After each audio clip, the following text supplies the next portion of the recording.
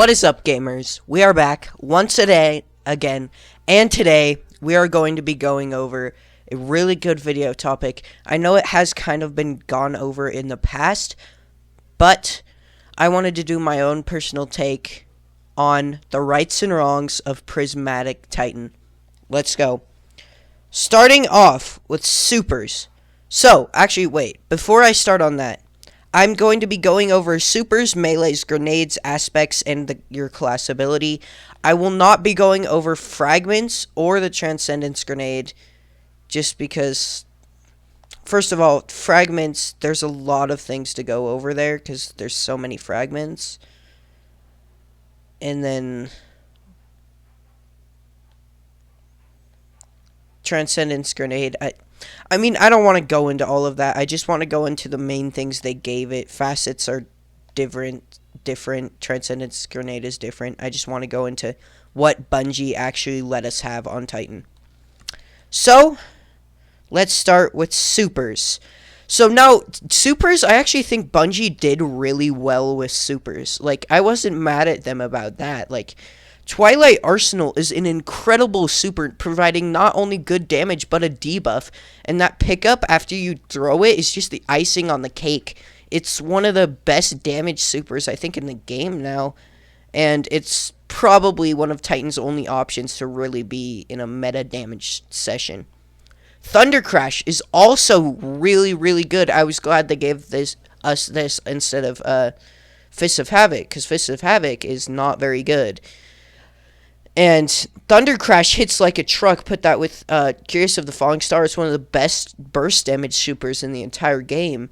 That's one I was really glad to see that we got. And it's one I actually use a lot, but I don't want to put on Arc to use it. So, yeah.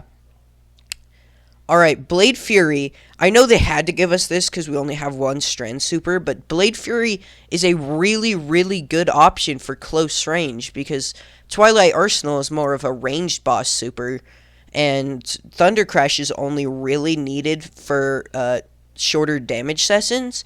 So, Blade Fury is great in something like Prophecy or the first dungeon of the first encounter of Warlord's Ruin, because you can get really close to those bosses. Pop on a tractor cannon with this. It can dish out incredible damage. Glacial Quake, in its certain points, it can be good, and in certain points, it's terrible. Its ad clear is definitely not great, but it can have some pretty good boss damage in certain encounters where it's honestly the perfect scenario for this. Think Riven in Last Wish. It's a great super on that boss. And pair it with like the little bubble glaive that you can get on Titan, or the Titan bubble if someone's using Lord at Dawn. It really has a good synergy with that. But if you're not in any of those scenarios, it's not a good super. So I would suggest using one of these three. Hammer of Soul is something I wasn't very happy to see. With Twilight Arsenal being such a powerful range super, we don't need another range super like Hammer of Soul. You could have given us Burning Maul. We could have used Pyro Gale for a little better build potential on Prismatic, especially since other things have been said to be a little lackluster. So, Hammer of Soul I wasn't happy about, but everything else, especially Twilight Arsenal, they did very well. I was happy with supers. Alright, next let's go over melees.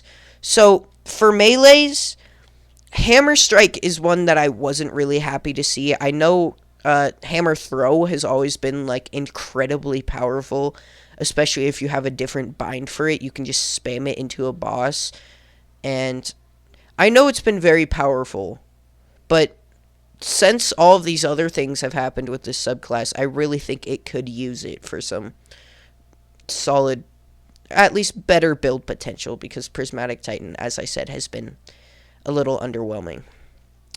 Shiver Strike, of course, we had to get this, but it's basically Hammer Strike, which is all the reason more why Hammer Strike is irrelevant. Although I like Shield Throw, why does it have the Iron Banner symbol on it? I never noticed that. Huh, well that's weird. But anyways, Shield Throw is actually one that I do like using, but I feel like we could have got Shield Bash here and given us Hammer, and that could have just been more effective because Hammer's a solid one, and then Shield Bash is the better bash attack. Thunderclap, I know the reason why it's here. It got a huge buff, as well as I think Point Contact Cannon Brace also got a huge buff. So overall, it's a much better arc melee, but it's still not at the capacity where you would use it over the other two. So I really wish they could have given us Ballistic Slam here. That could have even better build potential, as I said, but yeah, just not really ideal. The only really good option here is Frenzied Blade. Pairing it with something like Concentration and Knockout, it can be a really, really good melee ad clear build. But all the other options are basically ill-usable unless you build into them. And Frenzied Blade is good on its own, but even better than all of the others pretty much combined when you build into it. So yeah, wasn't really great on that end. Going into grenades. Shackle and Suppressor Grenade are really, really good in endgame content. Suppressor Grenade, especially being paired with Facet of Dominance, is basically like a ranged tractor cannon shot, which is incredibly usable in certain damage phases. And Shackle Grenade is really good for stringing up a load of enemies in endgame content, and that can really help deal with champions or other major enemies that can be suspended. It's really, really good against those, and it can really help you out in endgame content. Pulse Grenade is a solid one for just overall ad clear and damage combined, just being usable in multiple different scenarios, but not quite as endgame content worthy as these other two. One thing that really did make me sad was them giving us Thermite Grenade. It almost has completely no use, and it's almost completely useless that it's even here in the first place. It's one of the not good grenades in the game, so not ideal. Glacier Grenade is actually solid if you have certain build potential. Pairing it with Shield Throw is really solid, actually.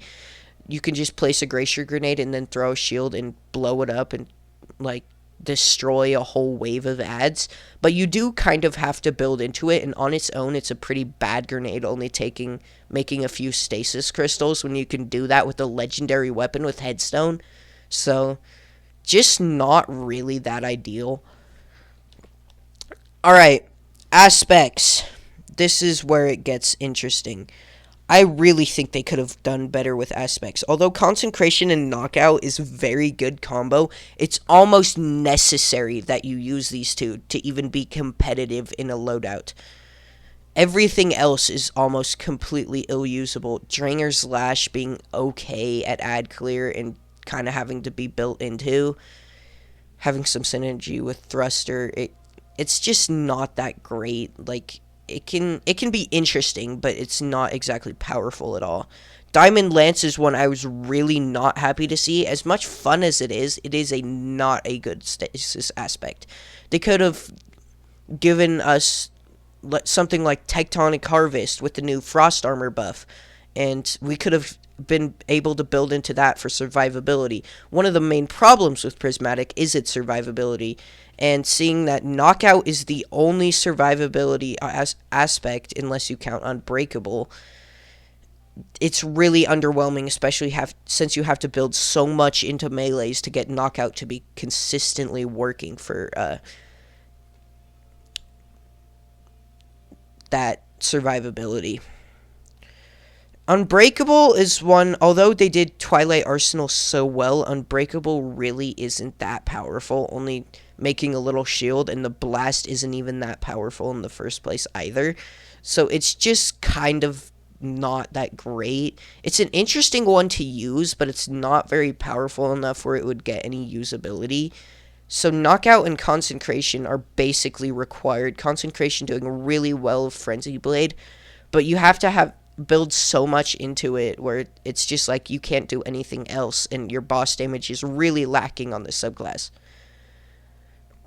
I feel like they could have given us Tectonic Harvest, maybe. I know they wouldn't give us, what's it called? Banner of War, because of how broken it was last season, but they could have given us, like, something like the one where you throw a Tangle and it makes a big burst of woven mail. That could have been solid build potential. You could have gone into that, but it's just,